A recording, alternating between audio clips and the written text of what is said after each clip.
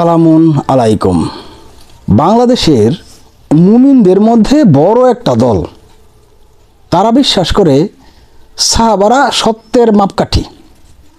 দলটার নাম সম্ভবত আহলে সুন্নাত ওয়াল জামাত। তো আমি ব্যক্তিগতভাবে এই যে আকিদা সাহাবারা সত্যের মাপকাঠি, এটার ঘোর বিরোধী। তার কারণ এই কথা বা এই বিশ্বাস কিন্তু সরাসরি আল্লাহর কিতাবের বিরোধী। কিভাবে আমি প্রমাণ দেব ইনশাল্লাহ।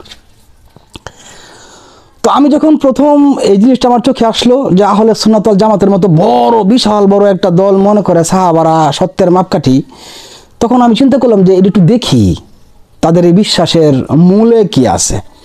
কোরআন ছাড়া তো এ ধরনের বিশ্বাস লালন পালন করা সত্যিকার অর্থেই অনেক কঠিন একটা বিষয়। কিন্তু আমি যখন গুগলে সার্চ করলাম, তখন আহলে সুন্নাত ওয়াল জামাতের পক্ষে তাদের যে বক্তব্যটা যে সাহাবারা সত্যের মাপকাঠি, এটার পক্ষে তারা রেফারেন্স দিল কি সূরা বাকারার 13 এবং 137 নম্বর আয়াত। এই আয়াতের রেফারেন্স দিয়া নিচে তারা নোট দিছে যে এই আয়াত দ্বারা প্রমাণিত হয় আল্লাহ তাআলা বলছেন সাহাবারা সত্যের মাপকাঠি। কিন্তু এই আয়াত আল্লাহ তাআলা কি বলছে দেখেন, সূরা বাকারা আয়াত 137 নম্বর আয়াত আল্লাহ তাআলা বলতেছেন, অতএব তারা যদি ঈমান আনে যেভাবে তোমরা ঈমান এনেছিলে তাহলে তারা হেদায়েত প্রাপ্ত হবে। এখানে কোথায় আছে সাহাবারা সত্যের মাপকাঠি? আল্লাহ পাক ভালো জানেন, যারা রেফারেন্স তারা ভালো জানেন। তবে এখানে তারা ব্র্যাকেটে সাহাবা ব্যবহার করছে। অতএব তারা যদি ঈমান আনে যেভাবে তোমরা ঈমান এনেছিলে, যে তোমরার জায়গায় তারা ব্র্যাকেটে সাহাবি দিয়ে দিচ্ছে। কারণ এইটা সাহাবারা সত্যের মাপকাঠির পক্ষে এই আয়াতটা নেওয়া লাগবে, সেজন্য ব্র্যাকেটে সাহাবা বসায়া ওইখানে তারা পিছনে নিচে বসায় দিছে। এর দ্বারা প্রমাণিত হয় আল্লাহ তাআলা সাহাবীদেরকে সত্যের মাপকাঠি বলছেন। খুবই অদ্ভুত। এরপরে যখন আমি আরও নিচের দিকে গেলাম, এই পেজটার নিচের দিকে যাওয়ার পরে সবশেষে দেখি আরও কিছু কোরআনের আয়াত দিছে। প্রত্যেকটা আয়াতেই এরকম সরাসরি কোনো কিছু নাই, সাহাবা শব্দ নাই, মাপকাঠি কোনো শব্দ নাই, কিন্তু তারা ধরে নিছেন, তারা বুঝে নিছেন যে আল্লাহ তাআলা এখানে বুঝাচ্ছে সত্যের মাপকাঠি সাহাবারা। সবশেষে গিয়া বলতেছে মূল কথাটা, সেটা কি যে হ্যাঁ, সাহাবাদের মধ্যেও কিছু ভুল ত্রুটি থাকতে পারে, কারণ আল্লাহর নবী রাসূলদেরও ভুল হইতো এবং আল্লাহ তাআলা ওহীর মাধ্যমে তাদেরকে সংশোধন করতেন। তাহলে নবী রাসূলদের ভুল আল্লাহ তাআলা ওহীর মাধ্যমে সংশোধন করতেন, তো সাহাবাদের ভুল কে সংশোধন করছেন, কেউ সংশোধন করছেন, এই ব্যাপারে এখানে কিছু নাই। টোটালি একটা গোজামিলের বক্তব্য। তাহলে এখন কথা হচ্ছে, মানুষ যখনই তার নিজস্ব মতামতের কোনো বিষয়ে প্রতিষ্ঠিত করতে চায় এবং সেই বিষয়টাকে আল্লাহর আয়াতের ভিতরে পাইতে চায়, তখন সে ব্র্যাকেট ব্যবহার করে, ব্র্যাকেটের ভিতরে নিজের পছন্দসই শব্দ ব্যবহার করে এবং সেই ব্র্যাকেটের উপরে বেস করে সে ব্যাখ্যা প্রদান করে তার মন মতো। কিন্তু এই ব্যাখ্যা কোনো অবস্থাতে সে শেষ পর্যন্ত মিলাতে পারে না, যার ফলে একটা লেজের উপরে মাখামাখি অবস্থা, একটা গোজামিল টোটালি। যাই হোক, নিজের পছন্দসই বিষয় প্রতিষ্ঠিত করতে গেলে গোজামিল দেওয়া ছাড়া কোনো উপায় থাকে না। তাহলে এখন আমার বক্তব্য হচ্ছে যে এটা টোটালি কোরআন বিরোধী যদি কেউ বিশ্বাস করে যে সাহাবারা সত্যের মাপকাঠি। কিভাবে? আল্লাহ তাআলা সূরা তাওবার 101 নম্বর আয়াতে দিয়ে দিয়েছেন এই কথা। যদি আপনি একটু গভীরভাবে দেখেন, আপনার চিন্তার গণ্ডি ভারী। আপনি যদি এটা বিশ্বাস করেন যে সাহাবারা সত্যের মাপকাঠি, তাহলে সেই গণ্ডি থেকে বের হয়ে আসতে হবে আপনাকে।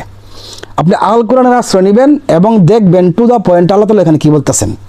ওইখানে তিনি বলতেছেন, তোমার আশেপাশে মরুবাসীদের মধ্যে অনেক মুনাফিক আছে, এমনকি মদিনাবাসীদের মধ্যে অনেকেই কঠোর মুনাফিকতে লিপ্ত আছে। তুমি তাদেরকে জানো না, আমি তাদেরকে জানি।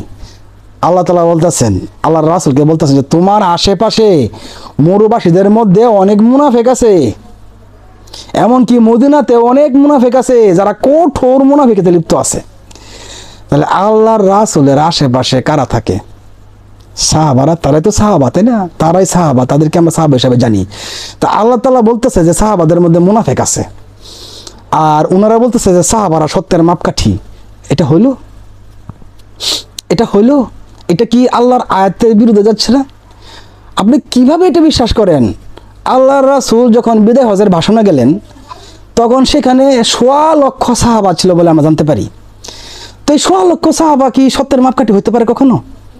কোনোদিনও হইতে পারে। হ্যাঁ, আপনি যদি আপনার আকীদাকে সংশোধন করে এভাবে বলতে পারেন যে কিছু সাহাবা যারা বেহেশতের রুকন আল্লাহ তাআলা যাদের ব্যাপারে স্বীকৃতি দিছে, এই সূরা তাওবার 100 নম্বর আয়াতে আনসার এবং মুহাজিরদের মধ্যে যারা প্রথম অগ্রগামী, তাদের প্রতি আল্লাহ সন্তুষ্ট হয়েছেন। এই যে আনসার এবং মুহাজিরদের মধ্যে যারা প্রথম অগ্রগামী, যদি আপনি সেভাবে বলেন যে হ্যাঁ আনসার এবং মুহাজিররা সত্যের মাপকাঠি, আমার মাইনে নিতে কোনো সমস্যা নেই, কারণ আল্লাহ তাআলা তাদেরকে সার্টিফিকেট দিচ্ছেন আনসার মুহাজিররাও সাহাবী। আপনি যদি এভাবে ভাগ করে বিশ্বাস করেন, ওকে ফাইন, আমি আপনাকে সমর্থন দিব, আমি নিজেও সেটা পালন করবো। কিন্তু আপনি যদি এরকম সরাসরি ইন্ডিকেট করে ডাইরেক্টলি বলেন যে সাহাবারা সত্যের মাপকাঠি, তাহলে তো ওই যে আল্লাহ রাসূলের বিদায় হজের বাসনাদের ১৬ লক্ষ সাহাবী ছিল, তারা সবাই সত্যের মাপকাঠি হয়ে যায় না? তাহলে ওই যে আল্লাহ তাআলা যে সূরা তওবার ১০১ নম্বর আয়াতে যে মুনাফিকদের কথা বলছে, যেটা আল্লাহ রাসূলের আশেপাশে আছে, তারা কই? তারা এই ১৬ লক্ষের ভিতরেই তো আছে নাকি? তো তারাও কি সত্যের মাপকাঠি? যদি আমি আপনি এটা বিশ্বাস করি, তাহলে তো আমাদের ঈমান আকীদা সব মানে কি বলবো যে ওই নদীর জলে ভাসা যাওয়ার সম্ভাবনা থাকে। কিভাবে এটা বিশ্বাস করেন?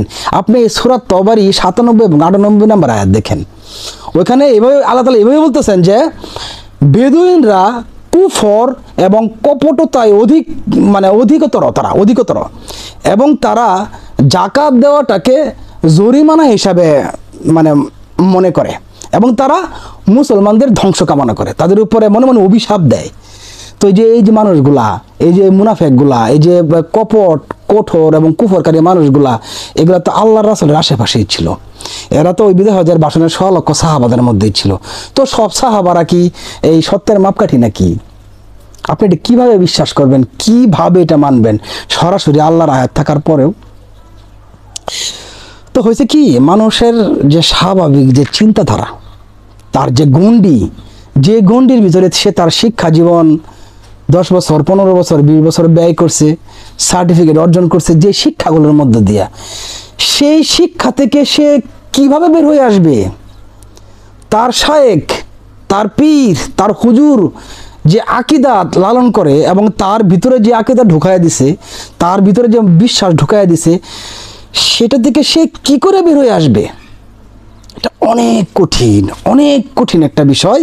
কিন্তু যে ব্যক্তি আল্লাহর কিতাবকে সরাসরি বুকে ধারণ করার ইচ্ছা পোষণ করে, যার ভিতরে আল্লাহর ভয় থাকে, সে যদি এরকম সরাসরি কোনো আয়াত দেখে আল্লাহ তাআলা বলতেছে যে সাহাবাদের মধ্যে মুনাফিক আছে, সে কিভাবে এটা মেনে নিবে যে সাহাবারা সত্যের মাপকাঠি? তা আমার মাথায় আসে না।